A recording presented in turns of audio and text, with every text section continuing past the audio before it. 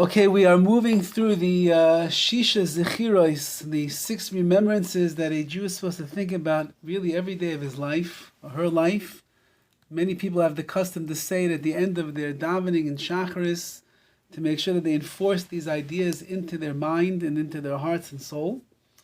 And believe it or not, we're already holding on number 5. And the 5th one is very interesting why it is that this even made it into the lineup altogether, and why it is even that the Torah has to tell us such a thing when we really know the halacha, the law, the mitzvah that this zechira, that this remembrance is talking about. So the pasuk is found in Devarim, Parshas Ki Seitzei, and it says the following. The verse beforehand says, Hishama b'negat tzaras. You have to guard yourself from a nega, from a blemish of tzaras, leprosy. Lishmar ma'od, guard yourself very much. V'la'asais k'chol yoru eschem ha'kohanim ha'leviim, asher tzivisim tishmer la'asais. And whatever the kohanim and the leviim tell you to do to make sure that you are on guard, and you're watching yourself from the leprosy, whatever you have to do to avoid it, and if you do get it, how you have to take care of it. Listen to what they say. Then the Torah says, Zachar eis asher asa Hashem Elokecha leMiriam baderech b'tzeischem Mitzrayim. And then, besides the fact that there's an additional command over here of guarding yourself from getting tsaras, and if you do get tsaras, how you have to take care of yourself, says it, remember that which Hashem did to Miriam on the way when you were leaving Egypt. And this is referring to, of course, what we just experienced in last week's Parsha, when Miriam ends up speaking words of Lashan Hara about her brother Moshe Rabbeinu. We'll see the story today. And she's afflicted with saras, afflicted with leprosy. And as a result of that, we learn out the quarantine and what happens to a leper, and then how the Jewish people waited for her and they didn't pick up and start moving from that place until she was all healed. Now the difficulty over here is the following. The Torah has already gone to great lengths to describe to us that there is a sin called Lashan Hara, called gossip and evil speech, and that a person has to do anything within their abilities not to say over Lashan Hara. We know that it's a horrible. It destroyed the Beis Hamikdash. It destroys relationships. It destroys communities. It destroys marriages. You name it, Lashan Hara can destroy the world. And the Torah has already given us at great length the mitzvah of not to be a talebearer, not to be someone who gossips, not to be someone who puts other people down. We already know that. So why does the Torah have to tell us, by the way, don't forget what happened to Miriam when she was leaving Mitzrayim, and that which you're supposed to remember is the fact that she spoke Lashan Hara and that she got afflicted with saras, and therefore we shouldn't forget about that. But we already know that. We already know that a person should not speak Lashan Hara. We already know that the punishment is going to be that they get saras, they get leprosy. We're already aware of the intricacies of the mitzvah, the quarantine, going out of the machane, leaving the camps. We know the purification process that will have to take place. We know all the things that you have to say when you are tameh, when you are leper, because of the sin of Lashon Hara. So why does the Torah have to teach us over here? Don't forget what happened to Miriam. Whether you forget what happened to Miriam or you don't forget what happened to Miriam, you already know that there's a mitzvah not to speak Lashon Hara. And we know the consequences that are going to take place. And we know what's going to happen to a person who speaks gossip. So whether we know about Miriam, we don't know about Miriam, it seems to be irrelevant over here. And yet the Torah seems to be saying that this is a chelik, this is a part of the mitzvah of being aware of Lashon Hara, is by remembering what happened to Miriam HaNaviah. So in order to understand this, let's go to the Chumash in Parshas Va'aloischa at the end over here, which describes to us the event which transpired that the Torah is referring to about the Lashon Hara that Miriam spoke. Now, the storyline is the following, and that is that Moshe Rabbeinu was married to a woman whose name was Tzipora. Tzipora was the daughter of Yisro, and she was an Isha Kushis, and Rashi explains that she was a very beautiful woman. Moshe Rabbeinu was married to her happily. They had children. She was the great woman behind the great man. She supported him in all of his endeavors, and that should be the way that it is. They should be living happily ever after, as Moshe Rabbeinu is the Rebbe of all of Klal Yisrael, and she's the Rebbetzin of the Jewish people. That's how it should be. But Rashi explains to us the following. The pasuk says, "Vatadaber Miriam ve'Aaron b'Moshe." Miriam and Aaron spoke about Moshe Rabbeinu al oidais ha'isha kushis, regarding his wife, the Isha Kushis, this beautiful woman, asher lakach ki Isha Kushis lakach. About the wife that he took, she was this beautiful woman that he took. And what did they speak about the wife of Moshe Rabbeinu? So Rashi explains. Ein dibur b'kol makom el Lashan. Fine. He says, he pascha b'dibur techila. First of all, Rashi points out that you see from the verse, Miriam is the one who started the conversation, and which is why we'll see she gets punished primarily. She's the one who started this conversation. That's why the Torah says her name before Aaron HaKohen, because Miriam started. Uminayin haisa yadas Miriam shepirish Moshe mina isha. How did Miriam know that Moshe Rabbeinu was separated physically from his wife, which means that Moshe and Tzipora no longer had marital relations? How did Miriam? That's a very private thing. As we know, the tents of the Jewish people, they were closed off.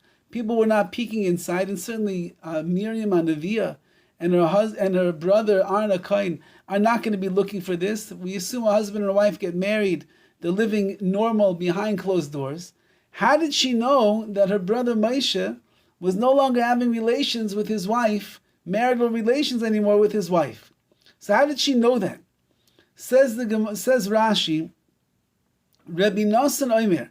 So he's quoting over here a Midrash, and the Midrash says in the name of Rabbi Nosson, Miriam haisa b'tzad Tzipora v'shash shenemer l'Moshe eldad u'meidad misnabim b'machana. At the time that information was given over to Moshe, that is, his nemesis, his arch enemies, Eldad and Meidad, were giving prophecy in the Machane, in the camp of the Jewish people. So Miriam and Tzipora were standing next to each other, and I believe it's Yoshua came, or some say it was Gershon, the son of Moshe Rabbeinu, came to warn Moshe that his enemies, Eldad and Meidad, they were having bad nevuas about Moshe Rabbeinu. So Kevan Sheshama Tzipora, when Tzipora heard these words, Amar, she said, Oy l'nishosem, woe to their wives, the poor wives of Eldad and Meidad. Shel elu imehem niskakim l'nevuah, because if Eldad and Meidad are going to have nevuah, are going to have prophecy, she porshim minashasehem. So then they're going to have to separate marital relations from their husbands. They won't be able to be with them. Kederech shepirish baili mimeni, just as my husband Moshe has separated himself from me. So Tzipora made what we would call a masich lefi tumai. She made a comment, and in the comment that she's making, she's revealing her own private life. And her comment was the following: if Eldad and Meidad are having nevuah, having prophecy, that means that their wives are going to have to separate from them. They won't be able to be intimate. Why? Because that's what happened to me and my husband Moshe Rabbeinu. And Moshe Rabbeinu is getting nevuah all of the time, and therefore it was understood from the statement that Tzipora made that she and her husband Moshe were not being intimate at all with each other, because he's the Navi, he's the prophet that's receiving nevuah whenever he's receiving nevuah. Now, that means that Miriam over here hears that her brother Moshe is separating himself from his wife.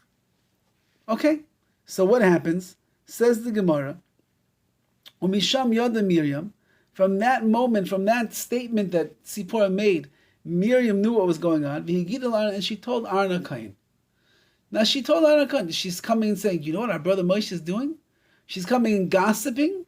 She's coming, it seems like she's coming to Arnakain, and she's saying, it's a little bit unusual.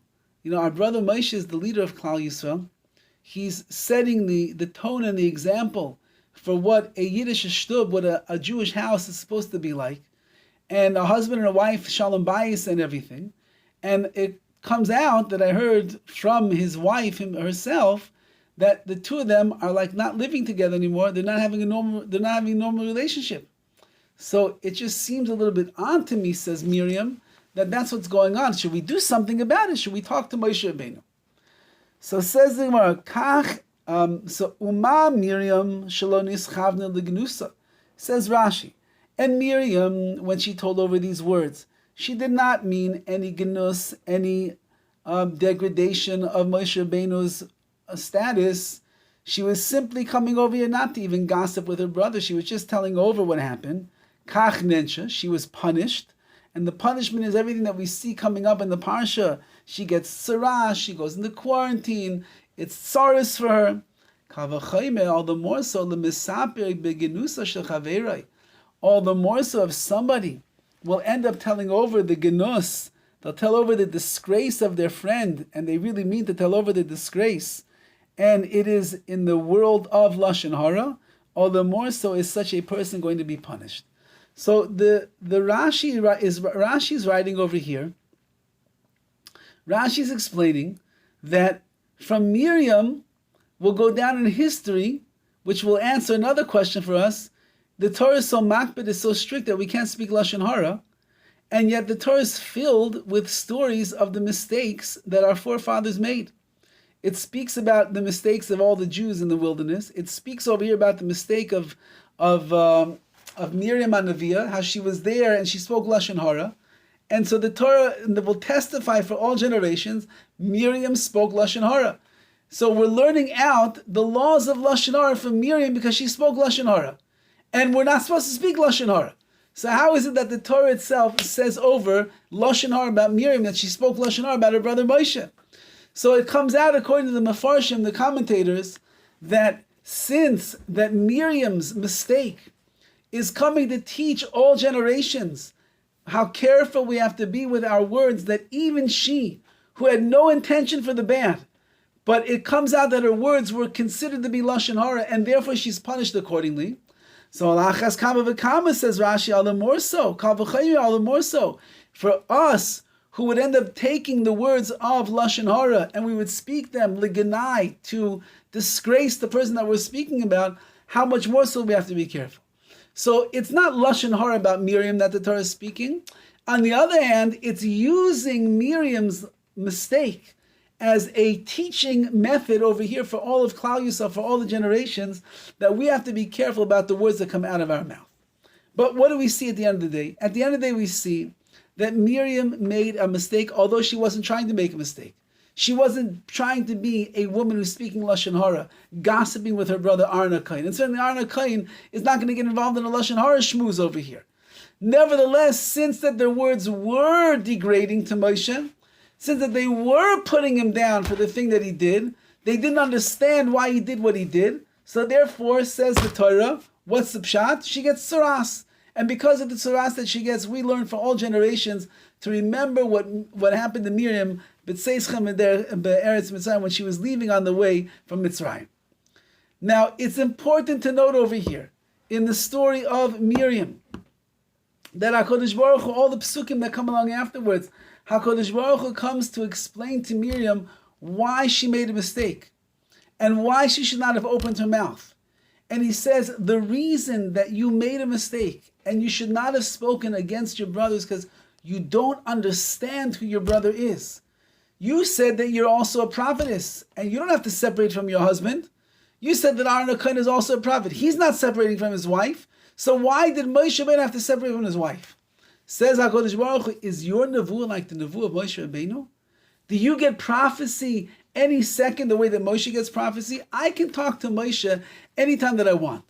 And Moshe Rabbeinu can come and talk to me anytime that he wants. That means that Moshe Rabbeinu, your brother, who is a prophet par excellence, above and beyond where you are, and I speak to him face to face, I speak to him not in riddles like I speak to everybody else, I speak to him straight, dugri, as they say in Ivrit. I speak to him straight, and I tell him exactly how it is.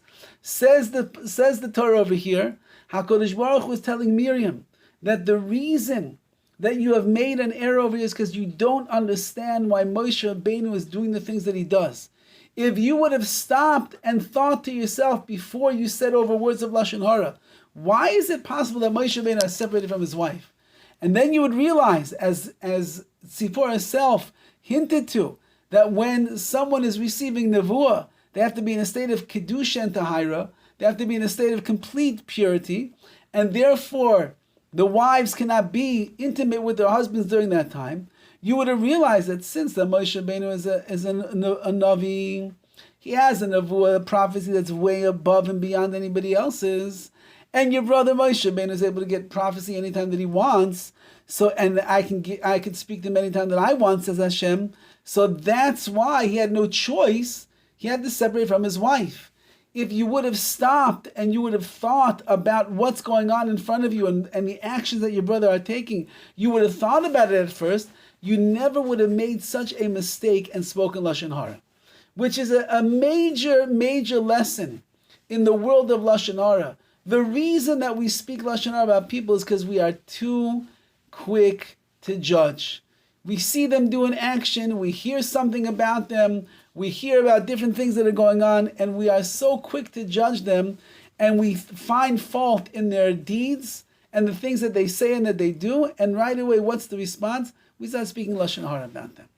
Says HaKadosh Baruch Hu, if you would stop and you would think, and you would try to understand why the person is doing what they are doing, and then we know, as the Chavetz Chaim writes in Sefer Chavetz Chaim, the laws of Lashon Hara, that even with all that, you have a mitzvah to dan l'chav schus, you have a mitzvah to judge your fellow Jew favorably, and if you'll judge them favorably, you'll find loopholes or reasons or excuses for them why they're doing what they're doing. When a person stops and he thinks about these things, then they won't come on to the sin of Lashon Hara. The story of Miriam HaNeviah, which goes down in history of all time as being the lesson that we take for Klal Yisrael of why we shouldn't speak Lashon Hara, is because she herself heard something. She did not investigate the matter properly. She didn't go to Moshe Rabbeinu and ask Moshe Rabbeinu, Moshe, my dear brother, what's going on over here? Is everything okay in your Shalom Bayis? Rather, she quickly, hastily made a decision to share this information with Aaron HaKohen.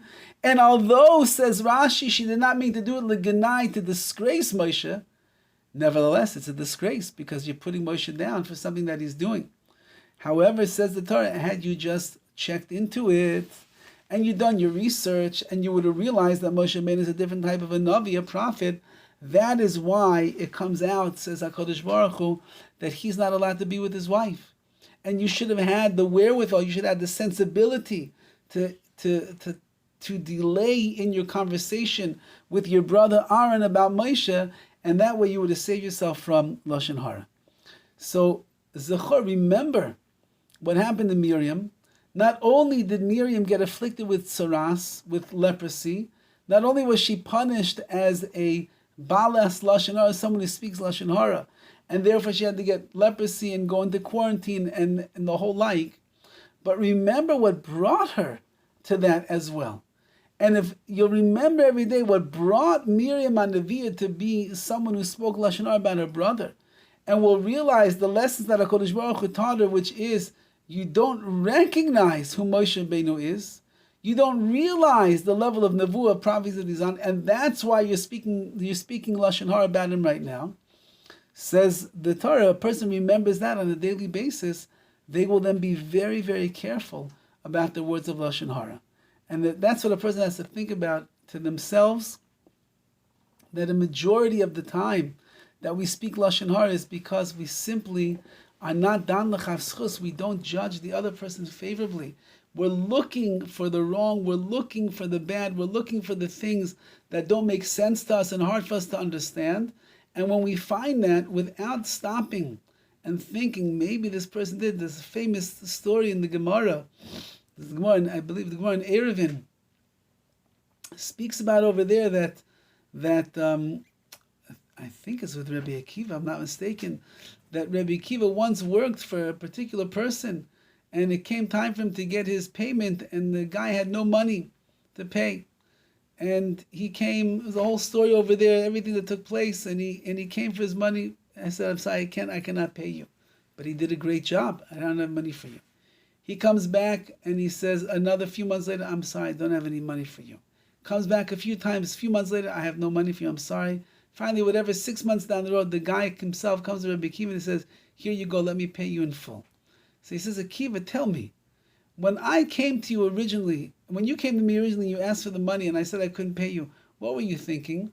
So Rabbi Akiva went through all of the Dan L'chav Schus, all of the judging him favorably that he did. I thought maybe this happened. I thought maybe that happened. I thought you invested, but you didn't get the payback yet. I thought the rains came.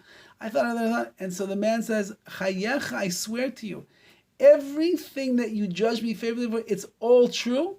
And I want to bless you with tremendous amounts of wealth and parnas and everything. You'll never have to worry again. So the goal of a Jew is that they must learn how to judge another person favorably and not jump to any conclusions. And perhaps this is one of the reasons that the Torah has to go out of its way over here to tell us about Miriam HaNeviah, and it becomes a zochar, becomes a remembrance that we have to have in our lives, because if somebody as great as Miriam, who was certainly sensitive to all these areas in halacha and in hashkafa, and the way that she dealt with Klal Yisrael, she was someone that was so sensitive, and yet she made a mistake. So then al achas kama v'kama, all the more so are we ourselves going to have to be so careful and so aware to make sure that we don't not judge another Jew favorably, and therefore we will not come to say over Lashan Hara on such people. So that's the basic gist of the story over here, that the Torah speaks out about Miriam.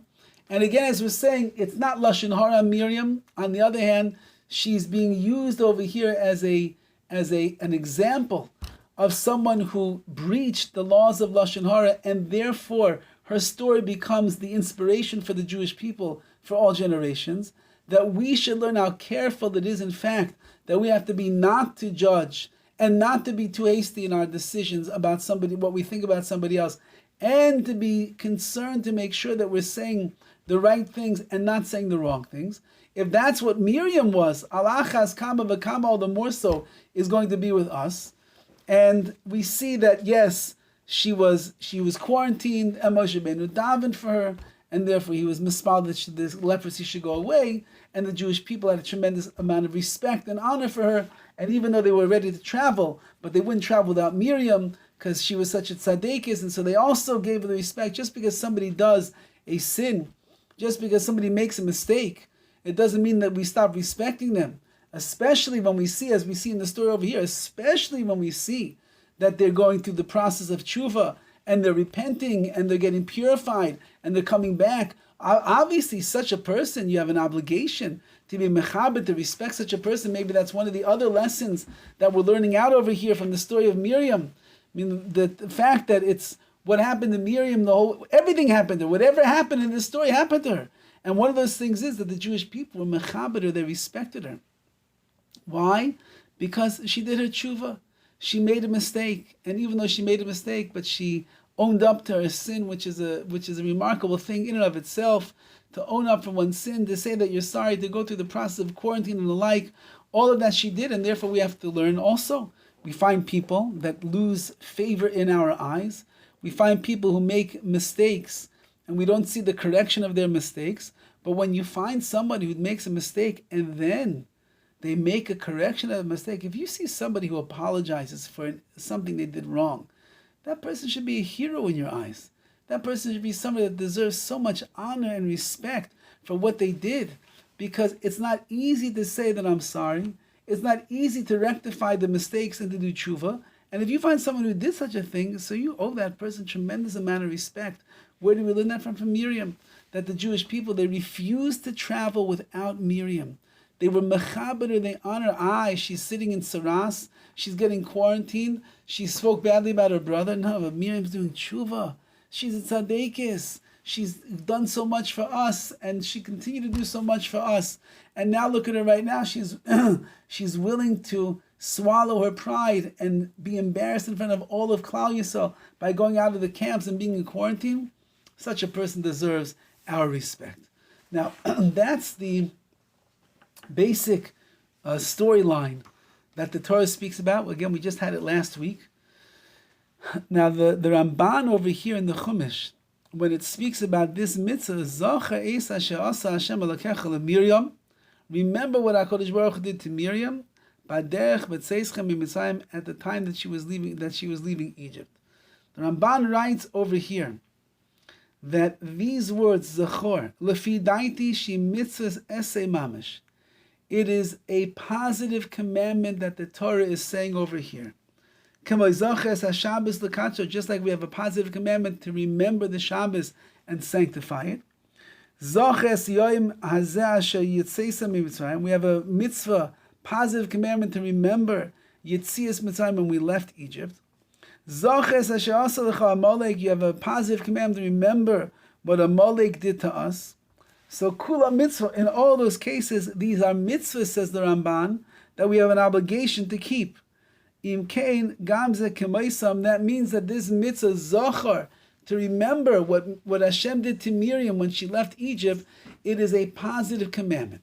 That means, again, every time that you remind yourself about the life of Miriam, you're getting a positive commandment, which would mean if you say it after davening, but it would also mean if the point of the Torah is revealing to us what Miriam did, is to inspire us not to speak Lashan Hara, and it reminds us, when we remind ourselves of Miriam Anavia, we remember what she did. She was hasty in her decision. She didn't judge favorably. She said over words, even though she didn't mean it in a bad way, but it's considered Lashan Hara.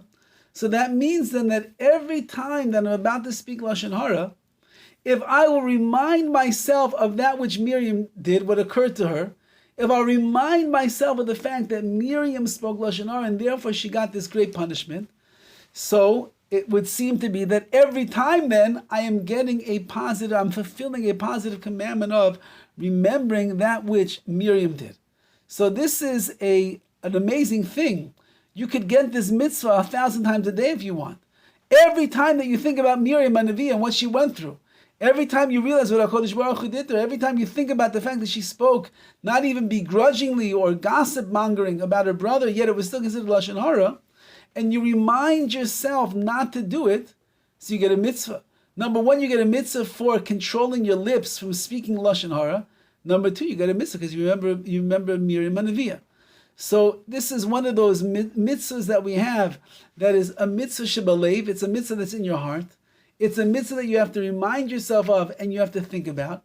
And if you do it, says the Ramban, you're fulfilling a positive commandment, which is an incredible idea. Just for thinking things, you can get positive commandments. You don't have to go do something. You don't have to leave your house. You don't have to run around and do chesed. You don't have to spend money, nothing. Sit where you are right now and think, remind yourself what HaKadosh Baruch Hu did to Miriam Hanaviah when they were leaving Egypt, how he afflicted her with saras, with leprosy, because she spoke Lashon Hara.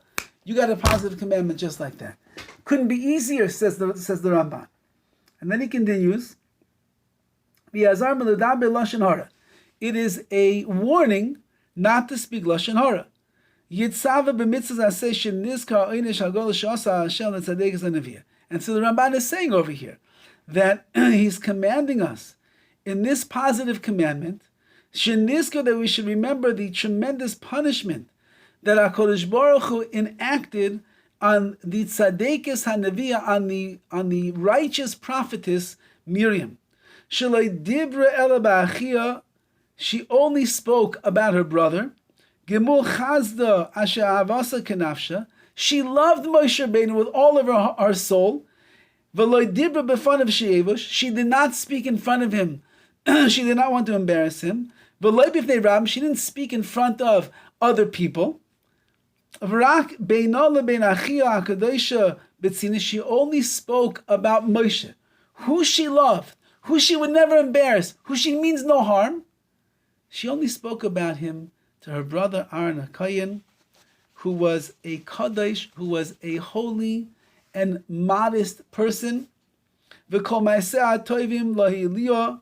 And nevertheless, even though Miriam was a big tzaddikus and she did so many good deeds, and the well was in her merit, and she did mitzvahs like you never saw before, and she said brachas, and she was tznius and everything. She had all the great milas, all the great things going for her. It didn't help her to save her from the sin of Lashan Hara. Gam ata, you too, says the Ramban. This is what you have to think about. Im teisha ba'achicha tedaber ben imecha titen doifi leitinotzel. You too, says the Ramban, that if you would sit with your brother and you would speak about your mother's son, titen doifi leitinotzel, you're also not going to be saved. Which means that just as Miriam Anavia is such a great tzaddik, is a righteous woman, she had so many wonderful merits on her behalf. And even over here, she meant nothing wrong when she was saying about Moshe Rabbeinu. And she only shared it with her very holy brother, who would never go and disclose this information. And they would never do it to embarrass him or to put him down. Miriam couldn't save herself from being punished with saras. Al achas kama v'kama, all the more so, says the Ramban, should you be aware that perhaps HaKadosh Baruch Hu is going, that your merits are not going to be enough to save you from the sin of Lashon Hara. On the other hand, the Chavetz Chaim brings down that when you speak Lashon Hara about somebody, so that person that you speak Lashon Hara about, he comes and he takes the merits that you have in your mitzvahs, and he takes them from you and brings them to himself. So let's say that you have 1 billion mitzvah points, and now you go and you speak Lashon Hara about a certain person.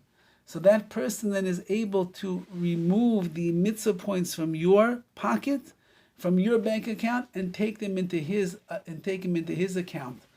Why? Because that's the nature of the insidiousness of Lashon Hara, how stressful and how destructive it really is for a person. Now, says the Ramban further. It says in Chazal in the Sifri, "Kshu oimer v'lo yisasu es kol mitzvah eila." Okay, let's see how much we're going to read over here. Yeah. He writes, whenever it says guard something, it means guard it in your heart. Hamani mekayim zochor. What does it mean, zochor, to remember something? Shayna beficha, you have to remember it, you have to express it with your mouth. Like it says by a Amalek, you have to remember and don't forget. This says the Ramban, the same idea over here. It says that you have to remember what Hashem did to Miriam. I would have thought that I could just remember it in my heart. So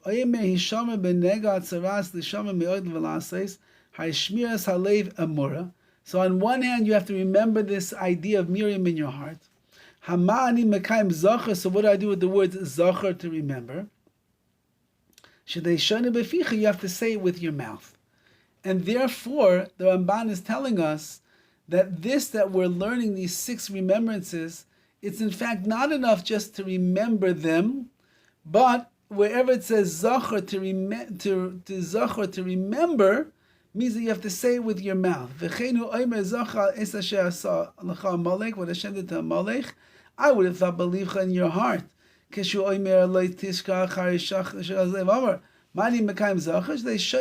have to say it with your mouth. Upirosha, says the